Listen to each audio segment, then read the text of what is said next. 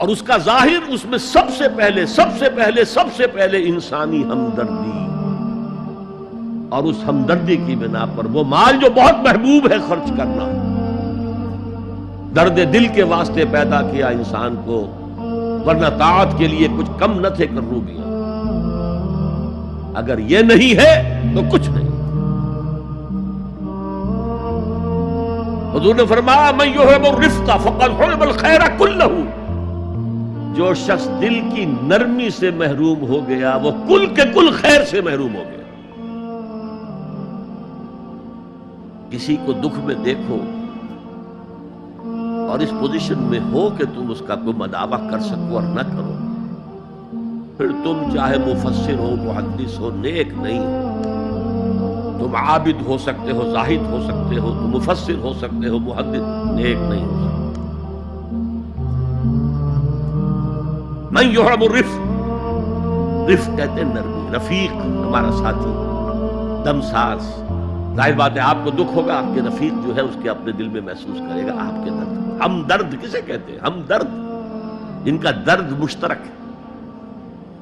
ہم عصر، ایک زمانے کے لوگ، ہم جماعت، ایک جماعت میں پڑھنے والے، ہم درد۔ خنجر چلے کسی پہ تڑپتے ہیں ہم امیر، سارے جہاں کا درد ہماری جگر میں ہے۔ اگر یہ رفق نہیں ہے، اگر یہ ہمدردی نہیں ہے، اگر کسی کو دکھ میں دیکھ کر آپ تڑپ نہیں اٹھتے، اگر اس کی مدد کرنے پر قادر ہو اور نہیں کرتے تو کل خیر سے محروم۔ پڑھے جاؤ نمازیں اور تہجدیں، کچھ حاصل نہیں ہو۔ اس پر جو آخری آیت قرآن کی ہے، لن تنالوا البر حتى تنفقوا مما تحبون، اس سے زیادہ کیٹیگوریکل سٹیٹمنٹ اور کیا چاہیے؟ لن کے ساتھ جو نفی ہوتی ہے فعل مضارع میں، انتہائی مؤکد، ہرگز نہیں پہنچ سکتے نیکی کے مقام کو جب تک کہ خرچ نہ کرو ان میں سے جو چیزیں تمہیں پسند ہیں۔ قمیض پھٹ گئی ہے، بوسیدہ دے دو کسی کو، یہ نہیں ہے خیرات و صدقات، بلکہ جو تمہیں محبوب ہو۔ لن تنالوا البر، بر کے مقام تک نہیں پہنچ سکتے۔ پھر میں کہہ رہا ہوں، عابد ہو سکتے ہو، زاہد ہو سکتے ہو،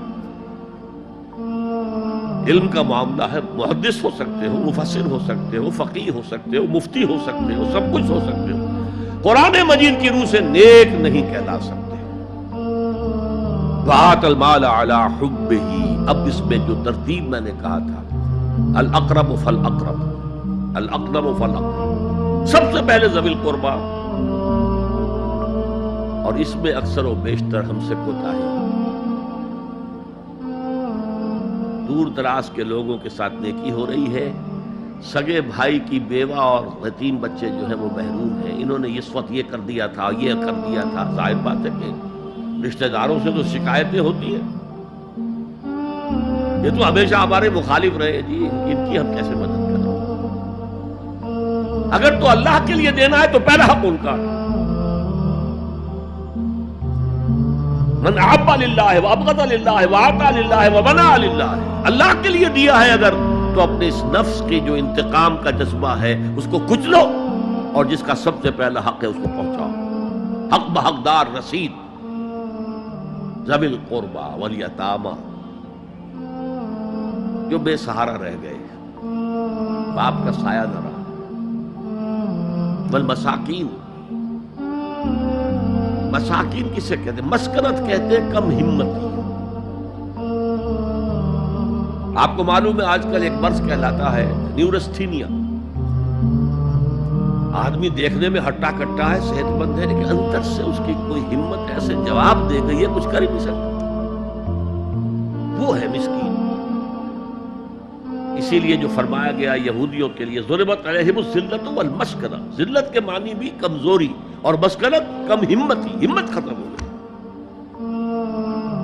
تو جو اپنے پاؤں پر نہیں کھڑا رہ سکتا اس وجہ سے کہ اس میں وہ ہمت کم ہو گئی ہے، وہ بھی مستحق ہے۔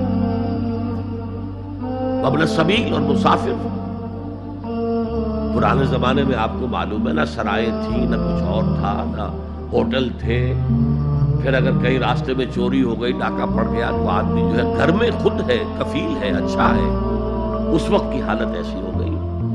ہمارے ہاں بیگرز نے اسی کو ایک بہت بڑا بہانہ بنایا ہوا، جی میں آیا تھا وہاں سے اور یہاں سے اور میری جیب کٹ گئی، سب کچھ چلا گیا، اب مجھے واپس جانے کے لیے کرایہ چاہیے.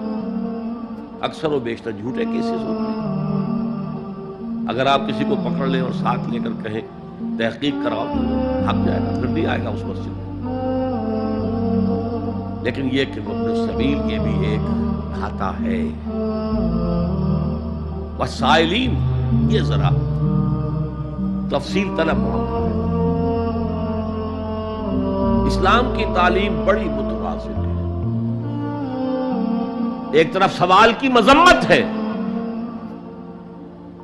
مت اپنا دستے سوال دراز کرو کسی کے سامنے. جو شخص ہاتھ پھیلاتا ہے مانگنے کے لیے وہ اپنی عزت نفس کو ہتھیلی پر رکھ کر آپ کے سامنے پیش کر رہا ہے اور آپ ٹھوکر مار دیتے ہیں اس کی عزت نفس کو. مانگو اللہ سے.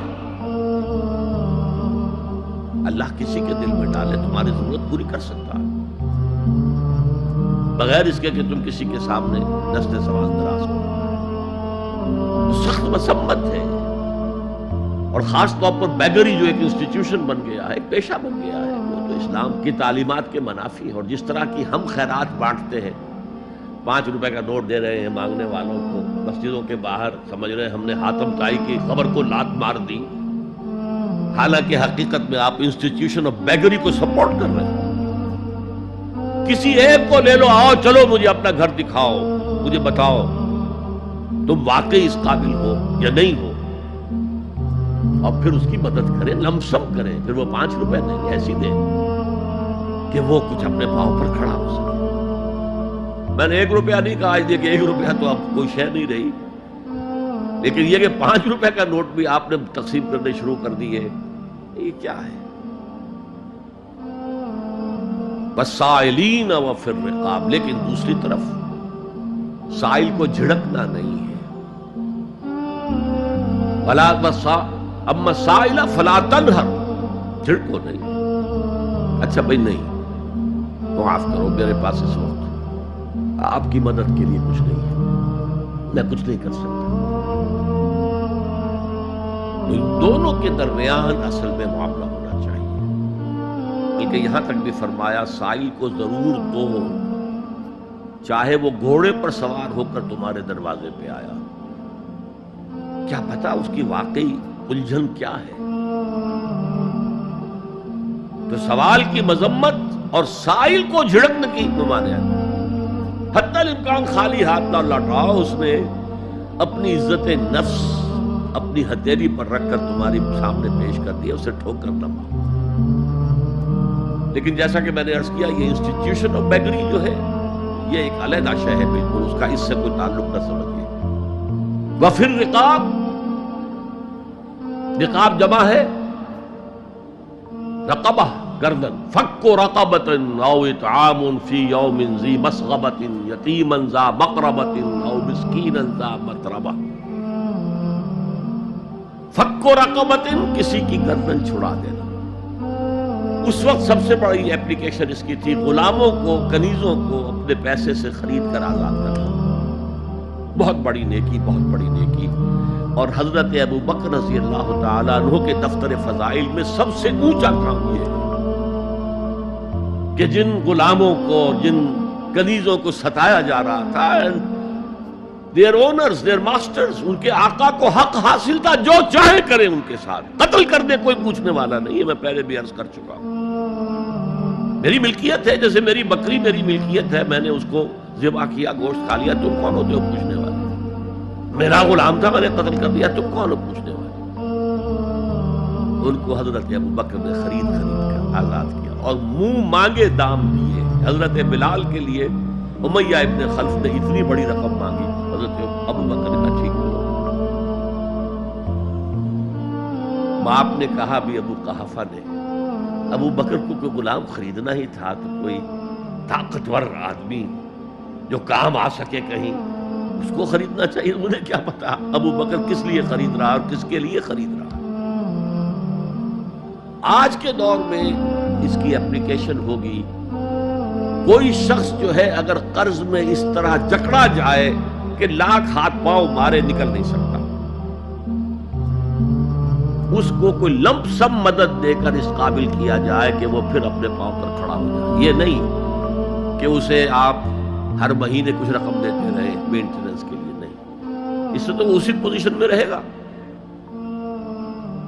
یہ بعض مائنورٹی کمیونٹیز کے اندر یہ معاملہ موجود ہے.